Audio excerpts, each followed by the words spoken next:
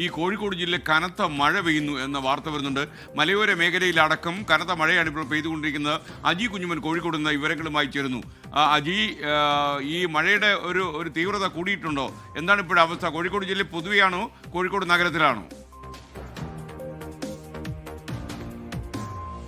കോഴിക്കോട് ജില്ലയിൽ പൊതുവെയാണ് ഈ മഴ പെയ്യുന്നത്. കോഴിക്കോട് ജില്ലയുടെ മലയോര മേഖലകളിലും കിഴക്കൻ മേഖലകളിലും ശക്തമായ മഴയാണ് ഇന്നലെ രാത്രി മുതൽ ഇടവിട്ട് പെയ്തുകൊണ്ടിരിക്കുന്നത്. അതിൽ എടുത്തു പറയേണ്ടത് വിലങ്ങാട് അടക്കമുള്ള മേഖലകളിൽ ഇന്നലെ ജില്ലാ ദുരന്ത നിവാരണ അതോറിറ്റി അടക്കം ആളുകളോട് ആ മേഖലകളിൽ നിന്ന് ഒഴിഞ്ഞു പോകാനൊക്കെ ആവശ്യപ്പെട്ടിരുന്നു. മുക്കം, കൂടരഞ്ഞി, കോടഞ്ചേരി മേഖലകളിലെല്ലാം തന്നെയും വലിയ തരത്തിലുള്ള മഴ ഇപ്പോഴും പെയ്യുന്നുണ്ട്. അതിൽ ഇരുവഴിഞ്ഞിപ്പുഴ, ചെറുപുഴ, ചാലിയാർ എന്നീ പുഴകൾ വലിയ തരത്തിൽ ഈ കര കവിഞ്ഞൊഴുകിയിട്ടുണ്ട്. പുഴകളിലെ ജലനിരപ്പ് ഉയർന്നതോടെ താഴ്ന്ന പ്രദേശങ്ങളെല്ലാം തന്നെയും വെള്ളപ്പൊക്ക ഭീഷണിയിലാണ്.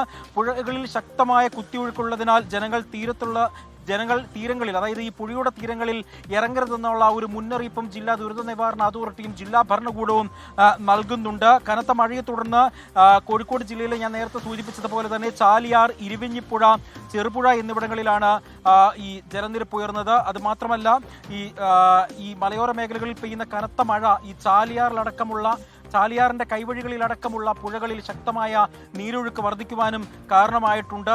മുൻകരുതലിന്റെ ഭാഗമായി ഊർക്കടവ് റെഗുലേറ്റർ കം ബ്രിഡ്ജിന്റെ 14 ഷട്ടറുകൾ അടിയന്തരമായി ഉയർത്തിയിട്ടുണ്ട്.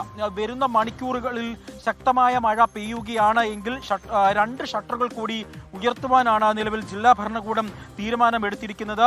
പൊതുജനങ്ങളും ഒപ്പം തന്നെ തീരദേശ മേഖലകളിൽ താമസിക്കുന്നവർക്കും വലിയ തരത്തിലുള്ള ജാഗ്രതാ നിർദ്ദേശങ്ങൾ നൽകിയിട്ടുണ്ട്. അതിനിടയിൽ കുറ്റ്യാടി പുഴയിലും ജലനിരപ്പ് ഉയർന്നിട്ടുണ്ട്. കുറ്റ്യാടിപ്പുഴയിൽ ഇന്ന് വൈകിട്ട് കുളിക്കാനിറങ്ങിയ അമ്മയും മകനും ഒഴുക്കിൽപ്പെട്ടു. അതിൽ അമ്മ മരണപ്പെടുന്ന സാഹചര്യം ഉണ്ടായിരുന്നു. ഈ കുട്ടിക്ക് വേണ്ടിയുള്ള തെരച്ചിൽ ഇപ്പോഴും തുടർന്നുകൊണ്ടിരിക്കുകയാണ്. കുറ്റ്യാടി സ്വദേശിയായ രമ്യ, 35 വയസ്സുള്ള രമ്യയാണ് മരണപ്പെട്ടത്. രമ്യയെ നാട്ടുകാർ രക്ഷപ്പെടുത്തി താലൂക്ക് ആശുപത്രിയിൽ എത്തിച്ചുവെങ്കിലും രമ്യയുടെ ജീവൻ രക്ഷിക്കാനായില്ല. രമ്യക്കൊപ്പം ഉണ്ടായിരുന്ന 7 വയസ്സുകാരൻ മകന് വേണ്ടി ഇപ്പോഴും അവിടെ തിരച്ചിൽ തുടരുകയാണ്. ആ മേഖലകളിൽ അടക്കം മഴ ശക്തമായി പെയ്യുന്നുണ്ട്. അതും ഈ രക്ഷാപ്രവർത്തനത്തിന് ഒരു വെല്ലുവിളി തന്നെയാണ്.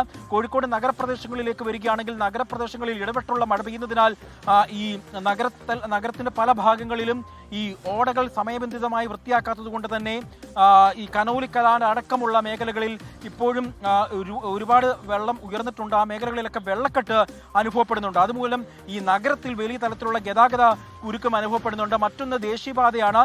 വെങ്ങളം മുതൽ രാമനാട്ടുകരം വരെയുള്ള ദേശീയപാത 66 റീച്ചിൽ പല ഭാഗത്തും ശക്തമായ മഴയെ തുടർന്ന് വെള്ളക്കെട്ട് രൂപപ്പെട്ടിട്ടുണ്ട്. വെള്ളക്കെട്ട് രൂപപ്പെട്ടതോടുകൂടി ഈ മേഖലകളിൽ വാഹന ഗതാഗതങ്ങൾക്കൊക്കെ വലിയ തരത്തിൽ തടസ്സവും നേരിടുന്നുണ്ട്. SKN.